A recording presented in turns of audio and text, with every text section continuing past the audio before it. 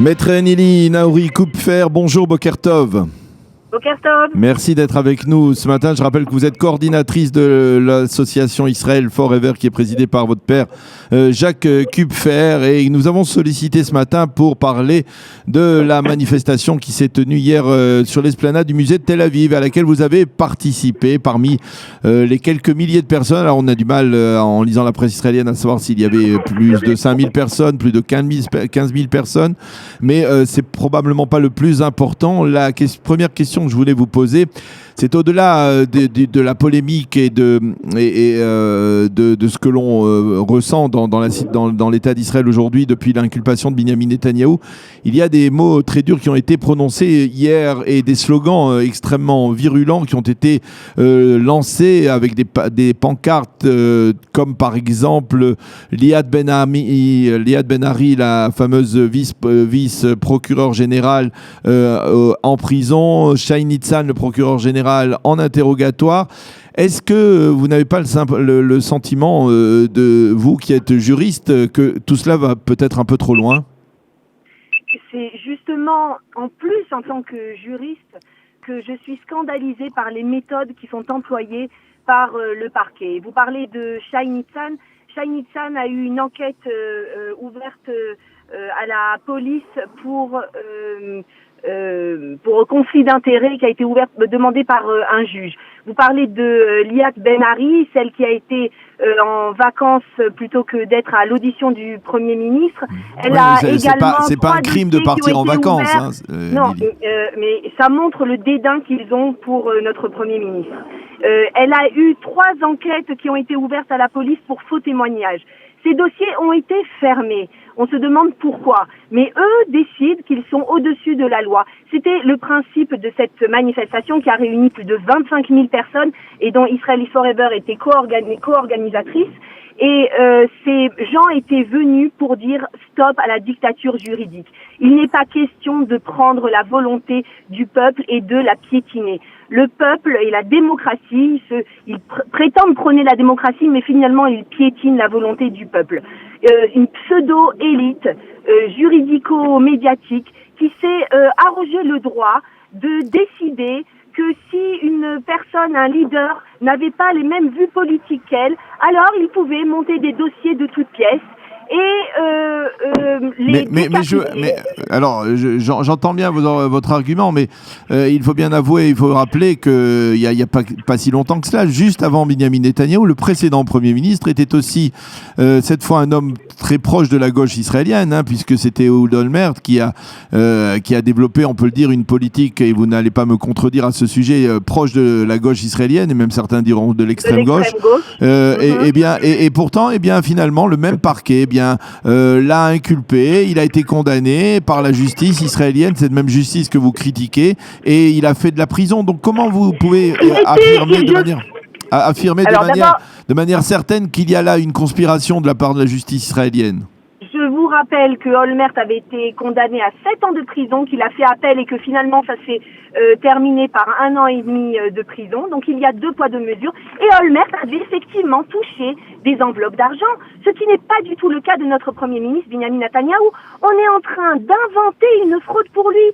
On est en train d'inventer un délit pour lui, une corruption qui se résume à des articles favorables dans la presse, alors que ça a été la personnalité la plus critiquée par la presse. Il a eu des articles horribles sur lui, sur sa famille, et soi-disant parce qu'il aurait eu 3 articles sur les 3000 sur un site qui lui aurait été favorable, alors il est accusé de corruption. Alors je vous pose une question. Binyamin Netanyahou était au pouvoir, il est toujours au pouvoir d'ailleurs, depuis plus de 10 ans, sans discontinuer. Pourquoi finalement, s'il sentait qu'il y avait des problèmes au sein du parquet israélien, pourquoi finalement il ne s'en est pas occupé ? Pourquoi n'a-t-il pas nommé des ministres ou des responsables qui sont capables d'entamer des réformes là où il y a des problèmes ? Alors, je vais vous dire, d'abord, je pense que ça a été effectivement l'erreur, mais la différence entre la droite et la gauche, c'est que la gauche prône la démocratie, mais qu'elle est antidémocratique, alors que la droite y croit vraiment. Ce sont des vrais démocrates à droite. Et donc, il n'était pas question, lorsque nous sommes montés au pouvoir, de décapiter tout le monde et de faire le nettoyage. Mais finalement, avec le recul, effectivement, c'est ce qu'on aurait dû faire. Parce qu'il se passe aujourd'hui, oui, de nettoyer le système juridique de personnes qui sont corrompues. Et écoutez, on a des preuves de la manière dont les interrogatoires ont été faits contre des témoins qui ne se rappelaient de rien, pas de date, pas de rendez-vous précis, et qui finalement, au bout de 3 interrogatoires, soudainement se retrouvent, après des intimidations et des menaces horribles sur leur famille, à donner exactement la version que le parquet voulait entendre. Vous vous rendez compte à quel point c'est scandaleux?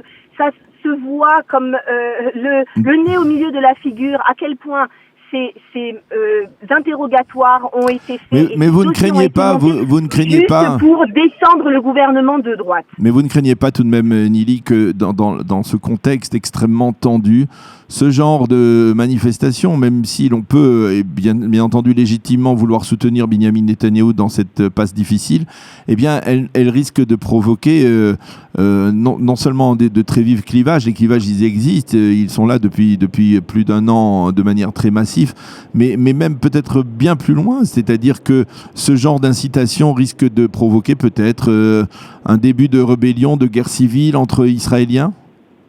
Non. Il est temps, justement, c'est le contraire. Cette manifestation, tout d'abord, n'était pas une manifestation de soutien à Binyamin Netanyahou. Binyamin Netanyahou n'est que le symbole de ce que cette manifestation représentait. Cette manifestation représentait le combat qui est en route pour sauver la démocratie israélienne. Personne n'est au-dessus de la loi, ni les premiers ministres s'ils ont vraiment fraudé, ni le parquet, ni le conseiller juridique du gouvernement. Personne n'est au-dessus de la loi et tout le monde doit rendre des comptes. Il n'y a pas de raison que le parquet et le conseiller juridique du gouvernement ne soient pas aussi l'objet d'une enquête s'ils ont fauté. Et là, ils ont fauté de manière scandaleuse. Il n'y a pas de possibilité que une élite, une pseudo-élite prenne le pouvoir et décide qui gouvernera ce pays. Car encore une fois, ce n'est pas Binyamin Netanyahou qui est en jeu aujourd'hui, c'est tout leader de droite qui montera au pouvoir et qui voudra appliquer une véritable politique de droite.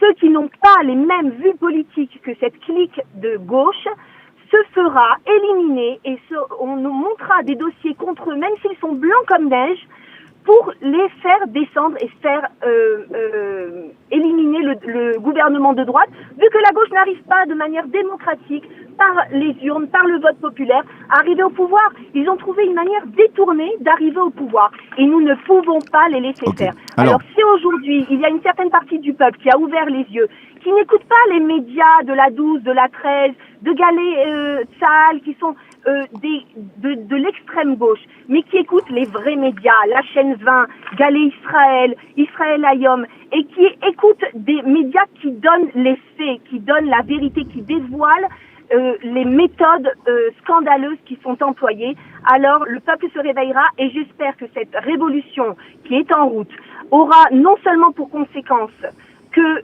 sera levée une commission d'enquête sur les méthodes du parquet et de la police, mais également qu'aux prochaines élections, s'il y en a un 3e round, qu'il y ait un véritable raz-de-marée en faveur de la droite, et sans équivoque. Alors justement, à propos de raz-de-marée en faveur de la droite et de la manifestation d'hier, il faut bien constater et bien remarquer, et j'aimerais que vous réagissiez à cette information, que hier soir, les responsables du Likoud n'étaient pas légion parmi les participants à cette manifestation. Seuls 3 députés du Likoud ont participé à cette manifestation. Seule une ministre, Miri Regev, a participé. Elle a pris la parole. Pourquoi et comment vous expliquez le silence des responsables du Likoud? Et ce matin, je lisais une information qui disait que certains responsables du Likoud demandent à Netanyahou de cesser ses attaques contre le parquet. Aujourd'hui, d'abord, il n'est pas. Est-ce que même les responsables du Likoud participent à des manifestations? c'était une manifestation au contraire du peuple. Le peuple doit montrer aujourd'hui, ça n'est pas seulement les politiques, mais le Écoutez, peuple. dans la situation difficile de Binyamin Netanyahou, il aurait été logique que l'ensemble des ministres et députés du Likoud, eh bien, s'alignent derrière le leader et le soutiennent en exprimant leur soutien. Pourquoi ce silence ? Et il n'y a pas de silence. Le silence veut dire qu'ils sont derrière Netanyahou. Il y a effectivement très peu de personnes qui...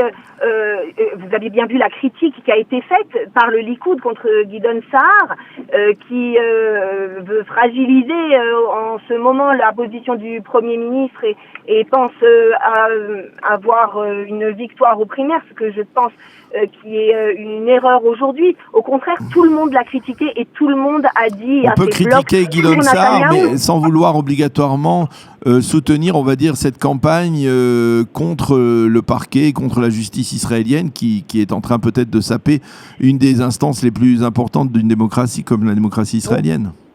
Mais c'est exactement le contraire. Alors oui, on peut encore fermer les yeux, comme vous avez vous-même dit que pendant 10 ans, Netanyahou était au pouvoir et n'a rien fait contre ces instances. Alors oui, on peut encore fermer les yeux. Si on ferme encore les yeux, alors nous aurons un gouvernement de gauche puisqu'ils seront arrivés à leur fin, alors que le peuple est de droite et foncièrement à droite. Non, il s'agit aujourd'hui de reprendre la démocratie entre les mains du peuple, justement. Donc ce combat est extrêmement important et les politiques et le peuple sont en train de se réveiller et de mener ce combat. La main sur le cœur, Nili Naouri Kupfer, est-ce que vous ne craignez pas qu'au bout du compte, eh bien, finalement, dans quelques semaines, quelques mois, eh bien, ce n'est pas seulement Binyamin Netanyahou qui ne sera plus Premier ministre, mais la gauche qui sera au pouvoir, avec tout ce que cela pour vous peut impliquer comme conséquence dramatique de votre point de vue? C'est exactement ce que je vous dis, c'est que cette révolution n'est qu'un début et que le but est bien entendu qu'il y ait un raz-de-marée en faveur de la droite. Une fois que tout sera dévoilé... Les sondages ne semblent pas faire état d'un raz-de-marée de la droite dans les prochaines élections, s'il devait y avoir des prochaines élections. Hein. Rien ne semble changer véritablement.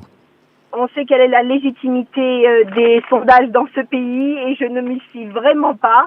Donc j'espère pourtant, que la dernière confrontation électorale, ils nous avaient vu juste.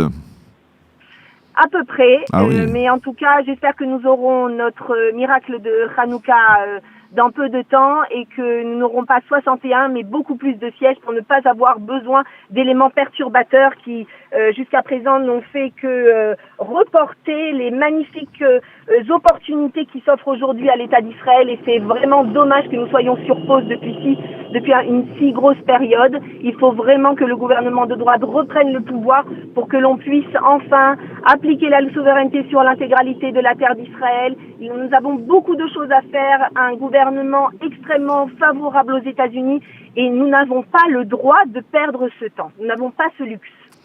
Eh bien, Nili Kupfer, merci. Nili Kupfer Naouri, merci beaucoup d'avoir été avec nous ce matin, de nous avoir transmis vos sentiments après cette manifestation d'hier à laquelle vous avez participé, à laquelle donc votre association Israel Forever a été partenaire. Merci d'avoir été avec nous et bonne continuation. Shalom. Avec plaisir. Au revoir.